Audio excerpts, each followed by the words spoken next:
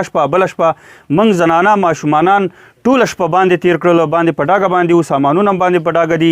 د کیم حالات ډیر زیات خراب دي، ټول کیم ډیر خراب ده، ټول کیم را پریوتی ده، کچا بادي ده. بونیر کې د تیرو څو ورځو نه شروع باران کو یو اړخ ته د مقامي ولس آبادو ته نقصان رسولی، نو بل اړخ ته په افغان مهاجر کیم کوګا کې میشته کډوال هم د ستونزو سره مخ دي. په کچه کوټو کې آباد د دغه کډوالو کوټې او دیوالونه باران غورځولي او خلک د خدای په کړو حیران دي.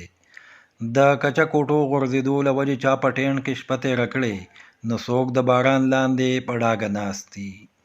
افغان کډوال د حکومت افغان کمیشنریټ او یونیسیار نه مطالبه کوي چې موږ ته دې د بلاکونو او شګو راوړو اجازت راکړی شي. دغه کډوال وایي چې غورځېدلې کوټې او دیوالونه بیا په خټو جوړول به ډېر ټیم اخلي. کډوال وایي چې که باران داسې شروع وي نو ممکن ده چې د افغان مهاجر کیم کوګا ټول کچه کورونه وران شي. هغوی وایي چې اعلی چارواکي دې زر تر زر انتظامات وکړي، هسې نه چې انسانانو ته پکې نقصان ورسي.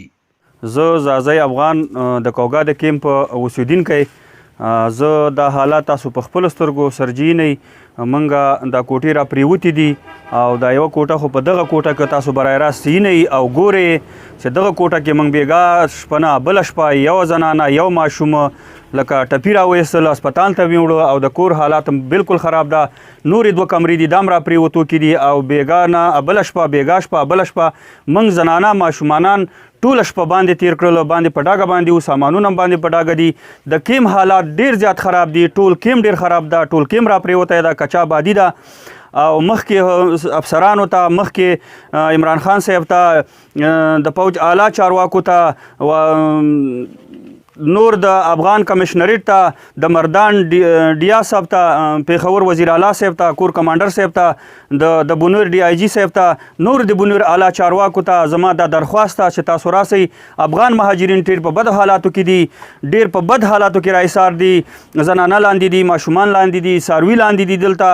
او موږ بېګا شپه بله شپه زموږ ټول زنانه ماشومانان بار په ډاکې پراته وو، په ډاکې ناستې وو. زموږ دا کچا بادي ده. تاسو ټول افسرانو ته، تاسو ټول ورونو ته، عوامو ته، سرکاري خلکو ته زما دا درخواست ده چې موږ د دې کیم د کچا بادي دپاره د بلاکونو د سیمټو خیر د تاسو درخواست کوو او د دغه دپاره چې د موږ دا کچا بادي لږ په پخا بادي بدله سي. او زموږ ډېر مشکلات دي، ډېر مجبوریات دي. د اعلی چارواکي که افسران دي که عوام دي، ټول ته زما دا خبرداری ده چې زموږ دا د کوګا کیم په ډېر بدو حالاتو کې ده. که تاسو موږ ته ځان راونه رسوئ، تاسو زموږ دا نوټس وانخلئ، تاسو زموږ دا رپورټ وانخلئ، نو کیدای شي په دې ورځو دوو کې داسې ناورین، داسې بد حالات راسي چې دا د کیم مړي به دا شاوخوا ګاونډیان دا به بالکل بیا به په خښېدو باندې لکه خلک ونه رسېږي. بیا به تاسو وایئ چې یاره تاسو به موږ ته رپورټ راکړی، بیا به سوران کوئ او لکه دلته به مړي او زنانه به ډېر په درزنو درزنو پراته وي. د کیم حالات ډېر زیات خراب دي. دا زما کور ده، دا د افغان مهاجرینو حالات دي. دا په خپله باندې تاسو وینئ، دا کوټه را پریوتې ده. په دغه کوټه کې یوه زنانه یو ماشومانان موږ زخمي کړل، زخمي راویستل.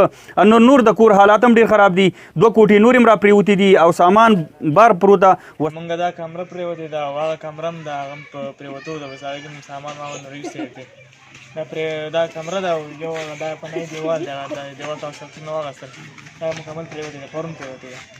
بلاکونه دې مونږ ته آزاد شي، مونږ بلاکونه راوړو که نه، بلاکو سره مونږ خپله کولی شو، آبادۍ کولی شو.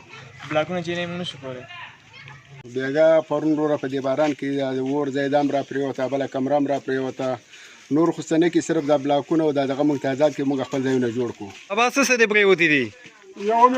دوه کوټې پرېوتې دي، دوه، او یو ځای دیوال یو ځای پرېوتلی ده، یو ځای دیوال دوکان پرېوتی ده. سامان مامان خراب شوی دی پکې؟ سامان چې خراب شوی دی خو کم خراب شوی دی، نه ده خراب شوی، ټول مې لا نور وړی ده. صحیح. او نوم دې څه دی؟ ظاهر.